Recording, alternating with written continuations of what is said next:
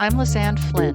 I'm a master healer who holds space for any earthling as they reunite body and soul. I'm a bridge for relationships between all species so that the heart bond becomes stronger, deeper, and more loving. I serve in the roles of animal communicator, medium, and medical intuitive, and I use the tools of shamanic journeying and soul retrieval to support all earthlings in their recovery from past trauma. I'm certified as a canine massage therapist and Reiki master teacher. This is the Animals iView podcast.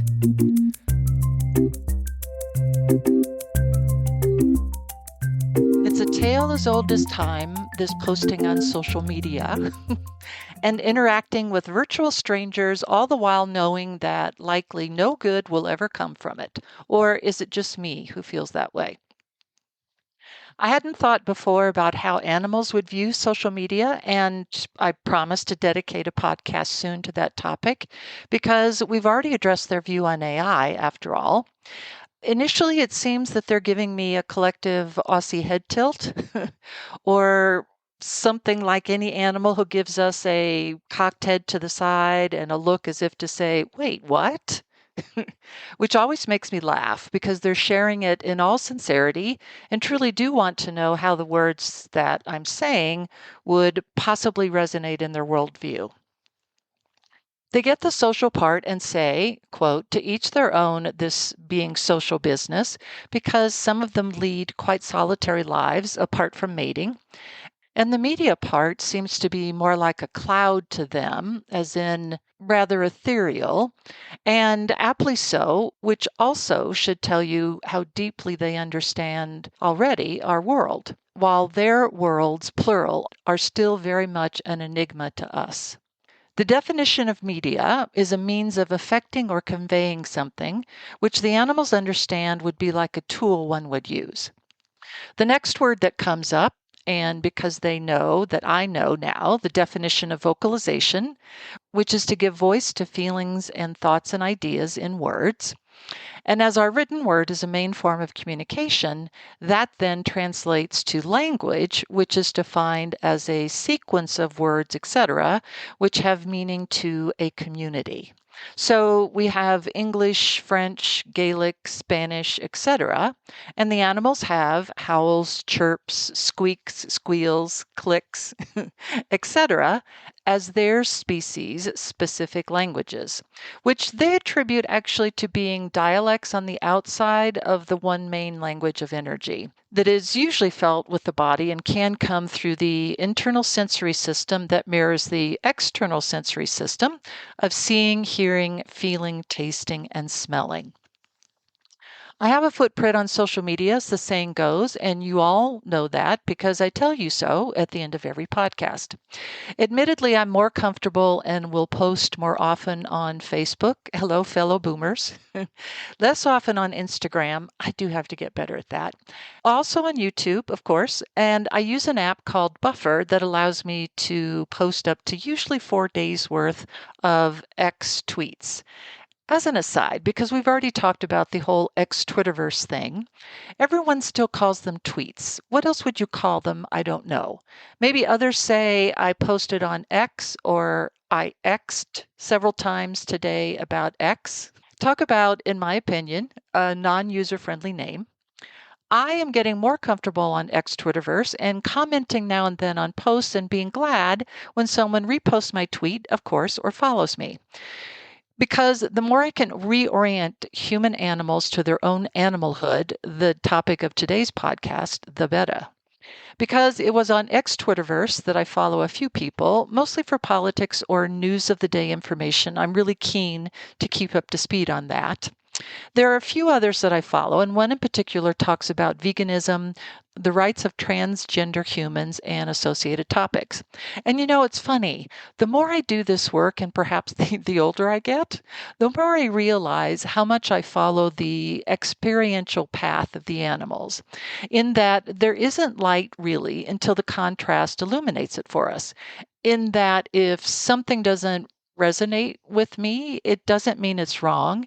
It's just neutral for me. As per usual, I think the spelling we use is key. Instead of saying it's wrong for me, I can choose to be neutral about it and say It's neutral. One of the commenters on this individual's post was agreeing with the thought/idea that to grant personhood rights to animals is the least we could do for them. Let me read you the original tweet. Quote, "An issue that comes up frequently is what is meant by saying that non-human animals can be persons. The answer is that a person is a being that has a morally significant interest in continuing to live as distinct from an interest in not suffering. I argue that all sentient beings have an interest in continuing to live, and that if we reject the notion that sentient non-humans are merely things, that interest is morally significant and those non-humans are persons." Well, I'm hearing oy vey in my head, which is Yiddish, and I understand it to be an exclamation of dismay. And that's not coming from me. You all need to know that's coming from the animals, naturally. My reply on X Twitterverse was, quote, "Why must they, the animals, bend a knee to our worldview arc? Why do we call them non-human animals when it's biologically more correct to use animalhood versus personhood?" Another guy chimed in with, in my opinion, kind of sort of mansplaining. On the contrary, we are human animals. They are non-human animals. All animals, human and non, are persons due to the aforementioned reference to interest in continuing to live. My reply was, quote, "They are simply animals as are we. To call them persons means to define them within our human-centric worldview. We have no right to do that to them." His reply, "My point is that we have no right to impose upon them a lesser interest in ours in continuing to live." My final reply, and you'll see why in just a moment, "My point is, as one species out of 8.7 million on Earth, we have no right to impose anything human on them at all. The premise of personhood is inaccurate, comes from inside our reality. It would be like Cheetah saying to Boar, 'You have to think and be like Cheetah,' which, as I said, ended the back and forth, as I'm fairly certain the splainer thought preposterous. Cheetah can't talk to Boar, which just made the animals LOL and then LOL some more. You all get it, right? At least in broad brushstrokes. My take is that A, the original tweet, this personhood right thingy, is couched as a duality proposition, death versus life, suffering versus life. The supposition is that humans are interested in living and not in suffering. This, I think, misses the unified duality of contrast illuminating the light, which stays hidden like the stars during the day until contrast redirects to the light. And B, that as animals are sentient beings and not objects, they must have the same interest in continuing to live versus suffering, and so by default, they belong in the persons category. The commenter to the original post started out well with the human animal bit and then sadly fell off by calling them non-human animals as opposed to just animals, which we all are. Humans have, by my perspective, an inordinately high predisposition to claiming what is in our world akin to conquering it, and when we conquer it by naming it, it's far less likely, we think, to rise up and kill us in our sleep. And the more knowledge we have is the modern sword and shield we use to keep ourselves safe, except we haven't noticed that it's threatening to drown us with its weight as it gets heavier and heavier and doesn't really serve a purpose except to contribute to our illusion of control. For sure, I get the desire to see animals as our equals because they are, and in certain respects, when they've co-evolved along their fellow species who are both predator and prey to them, including ourselves, we have not done so. And moreover, we've refused to do so. We have fully planted our flags in the ground of predator and prey, as opposed to co-evolving as steward and guardian on planet Earth. Why are we not asking, how is it that we learn so much from nature and we revere nature? What is it about nature and our place in it that we're missing, other than to create poor imitations of the original magic of, say, camouflage or sonar or UV light? Why are we not following the design of nature by embracing the unified partnership between light and contrast, between living and suffering? And even with this last, that's a projection. To quote many people, including the Buddha, to whom it was attributed, pain is inevitable, suffering is not.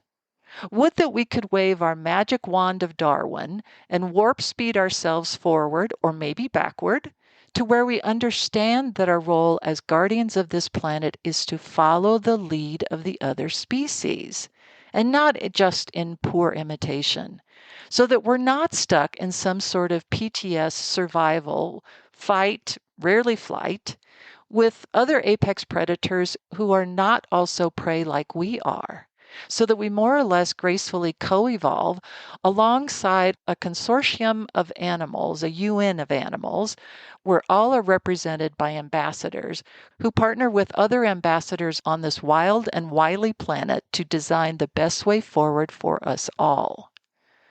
I'm fairly certain that I've addressed animalhood versus personhood before, and I remember recording as part of a podcast my own version of animalhood, which I will also do today. I haven't addressed sainthood before, which you all know is kind of tongue-in-cheek, where our animal companions are concerned. Sure, we give them a hard time in all ways, especially when they don't please us or do something quirky or bark incessantly or pee indiscriminately around the house. And yet we also know that there are no beings on the planet, at least none that we know so far, who have the ability to be mightily interested in living and who are much, much better at not reacting emotionally to any kind of pain, which is also known as suffering. In that regard, maybe they are saints after all, whose meaning is one officially recognized, especially through canonization, as preeminent for holiness, which is next to godliness and, of course, cleanliness. It does seem like any rights that we think we have as persons are in place for protection, which is our unevolved knee-jerk reaction to being both predator and prey. It also seems like those rights are hardly equitably upheld across the globe, as well as agreed upon by all persons. I can make an argument for any condition of factory farming being similar to any condition of any persons who are supposed to have the same rights as the same people who are oppressing them. I'm fairly certain that any animal might say instead of thank you at the designation of personhood, gosh, you shouldn't have, really. Really, you shouldn't have. I really must protest this gift. It's just way, way too much. Would you mind terribly if I just say, no, thank you? And hey, I realize, as do the animals, that by default, and I would also say evolution of our species, we are unique among the animals on the planet. You just have to look around to say that we are unique. It's just that our mission and our vision for who we are to become for each other and for other species hasn't matured yet, and frankly is rather stunted in growth. You could say that it's noble and a good gesture to grant animals our perceived rights, except they might very well say that they're much better off without them. Sainthood, perhaps, personhood, never. And at least that's how the animals see it. Here's the Animalhood declaration that I formulated several years ago. I did not include the human animal as part of this Animalhood, and it was written from the role of steward and guardian. All animal beings of all species are afforded the same self-determined and inalienable rights of life, liberty, and the pursuit of joy. Nothing about their physical form or place as predator or prey in the natural world will be used against them by humans, nor will the human species interfere in their lives and interrupt the animal's life cycle, habitat, or natural order of animal experience on Earth. Animal beings will be protected under human law and given the same protection as humans from abuse and violent crime perpetrated against them. Animal beings alone will consent to interaction with humans upon request and will alone designate the scope, length, and depth of any interaction. This will include their parental rights that will not be waived in any form or by any perception of ownership by humans. From this point forward, the only relationship between animals and humans will be mutual respect and compassion. It will be recognized and embraced as a universal truth that all animal beings are equal members of a collective whole while living on Earth. No one animal being or group of animal beings shall claim or attempt to claim dominion over any other animal being or group of animal beings. And for sure, it's a work in progress. Thanks for listening today. Leave a review and be sure to subscribe to this podcast. I offer all new clients a free 15-minute consultation. To schedule online, go to lizanneflynn.com. Come find me on social media, Facebook, Twitterverse, Instagram, and LinkedIn. I encourage you to sign up for my quarterly newsletter on my website, where I also post notices for upcoming events, the starting date of courses in the Animals iView Academy, and online psychic fairs. The episodes of this podcast are available on my YouTube channel, complete with subtitles. You'll find that link in my podcast footer and be sure to subscribe.